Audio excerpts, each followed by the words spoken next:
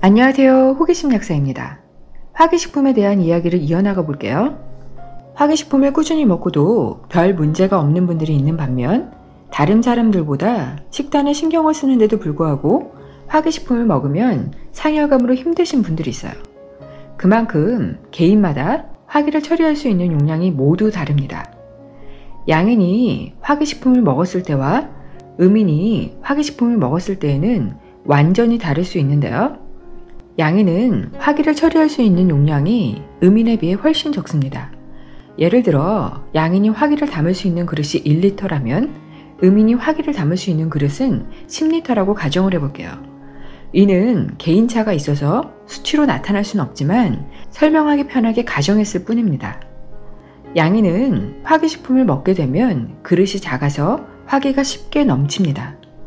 화기가 넘치게 되면 음양의 균형이 깨져 그 열이 위로 치솟거나 조직에 손상을 입히게 되죠. 반면 음인의 경우 화기를 담을 수 있는 용량이 크기 때문에 화기 음식을 넉넉히 먹어도 별 문제가 생기지 않습니다. 원래 음인은 음이 강한 사람들이기 때문에 오히려 화기식품을 먹으면 음양의 조화가 이루어져 컨디션도 좋고 에너지도 부스팅되어 활력이 넘칩니다.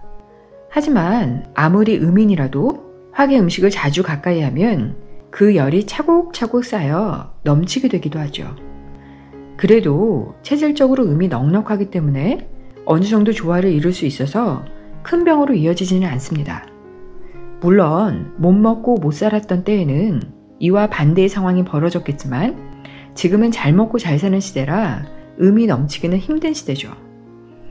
특히 현대인의 식생활에서 화기 음식이 차지하는 비중이 정말 큰데요. 합성의약품도 화기를 할 수 있습니다. 대부분의 합성의약품은 신독성, 간독성을 가지고 있어요. 이 말은 합성의약품이 간열과 신수 부족을 야기함으로써 진액을 메마르게 한다는 것인데요. 원래 몸 안에 진액이 부족하고 열증이 있었던 분들은 화기식품이나 합성의약품을 드시고 몸이 완전히 망가져버리기도 합니다. 모든 분들이 그렇지는 않지만 간과 신장이 처리할 수 있는 용량이 적은 분들이나 그 용량이 이미 꽉 차 있는 분들은 이런 약들 몇 번으로도 엄청난 피해를 볼 수 있는 거죠. 약을 꾸준히 드시는 분들은 열증이 심하고 진액이 메마른 분들이 많아요. 그 중에서도 안타까운 상담 사례를 말씀드려 볼게요. 40대의 여성분인데요. 원래 술을 한 잔도 못 드실 만큼 간이 약한 분이셨는데 폐렴으로 입원해 항생제를 많이 투여한 후에 심각한 공황장애가 생기셨습니다. 폐렴, 항생제, 공황장애가 아무 상관없는 것처럼 보이시겠지만 화기로 연결해 생각한다면 밀접한 관련이 있습니다. 공황장애도 심열이 가득 차고 열이 위로 뜨면서 생기는 열증이죠. 폐렴이 생기기 전부터 술 한 잔도 드시지 못할 만큼 간 기능이 저하되신 분이고요. 간열이 넘쳤던 분일 수도 있어요. 공황장애 생기기 전에는 굉장히 적극적이고 활달하셨다고 하는데요. 이런 분들이 타고난 양인 체질입니다. 양인 중에서도 태양인일 확률이 굉장히 높다고 생각해요. 태양인은 간이 워낙 약하게 태어났기 때문에 합성의약품 며칠만으로도 이렇게 몸이 심각하게 망가져버릴 수 있습니다. 저도 타고난 양인인지라 의약품 부작용이 잘 나타나기 때문에 항상 이를 인지하고 있어서 의약품은 되도록 가까이 하지 않는 편인데요. 기본적으로 본인이 가지고 태어난 체질이 있기 때문에 체질을 잘 알고 있어야 합니다. 이를 모르시는 분들이 의약품을 드시고 몸이 망가지는 경우가 종종 발생합니다.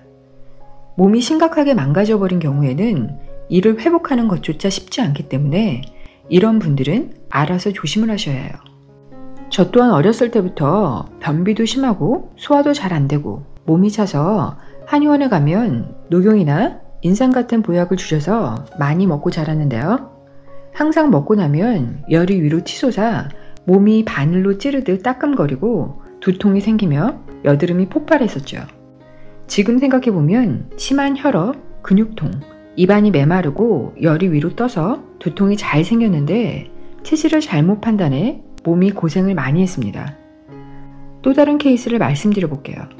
이분은 갑상선에 문제가 있어서 오래전에 절제를 하시고 갑상선 호르몬을 드시는 분입니다.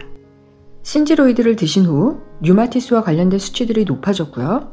그 후 방광염이 연이어 와서 항생제를 복용 후 골반이 빠질 듯한 통증이 있어서 앉아있기도 서있기도 힘들다고 상담을 하셨어요. 이분 역시 제가 보기에 양인인데 간독성이 있는 약물을 지속적으로 투여하며 점점 간열, 심열, 친수 고갈이 심해진 분입니다.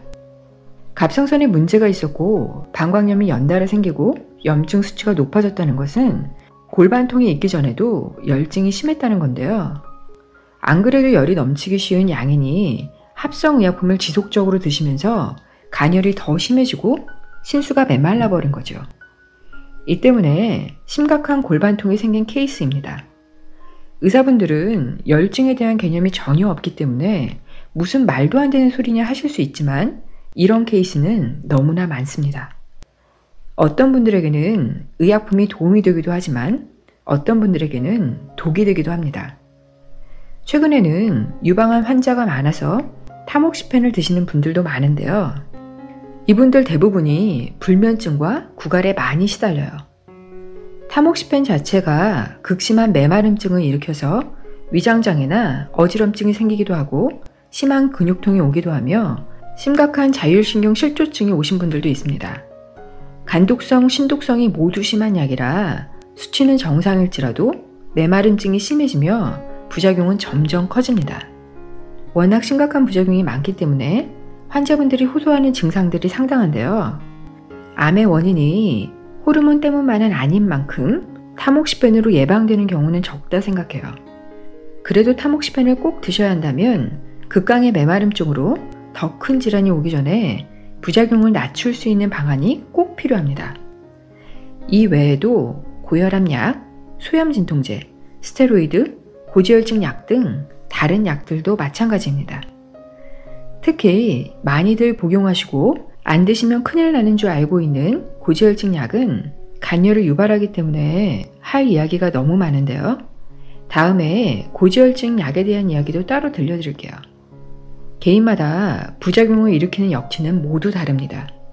체질적으로 열이 넘치는 분들, 그 중에서도 간이 약한 태양인과 신장이 약한 소양인들에게는 어떤 합성의약품을 복용하느냐에 따라 며칠간 투여한 약물이 독이 될 수도 있습니다. 모든 약은 자신의 체질에 맞게 적정량을 복용할 때 약이 될 수 있고요. 영양제나 식품도 마찬가지입니다. 제가 열증과 합성의약품, 화기식품, 체질에 대한 이야기를 자꾸 해드리는 것은 인식하지 못하는 사이 건강이 심각하게 망가질 수 있기 때문이고요. 본인의 건강을 의사, 약사, 한의사에게만 맡기지 마시고 스스로 챙기시라는 것입니다.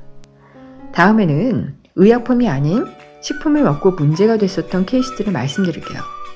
이런 케이스를 자주 접하다 보면 단순히 기능성 영양제를 보는 차원이 아닌 한층 더 업그레이드 돼서 식품이나 영양제를 보는 눈이 생기실 거예요. 항상 건강하시고 행복하세요. 시청해주셔서 감사합니다.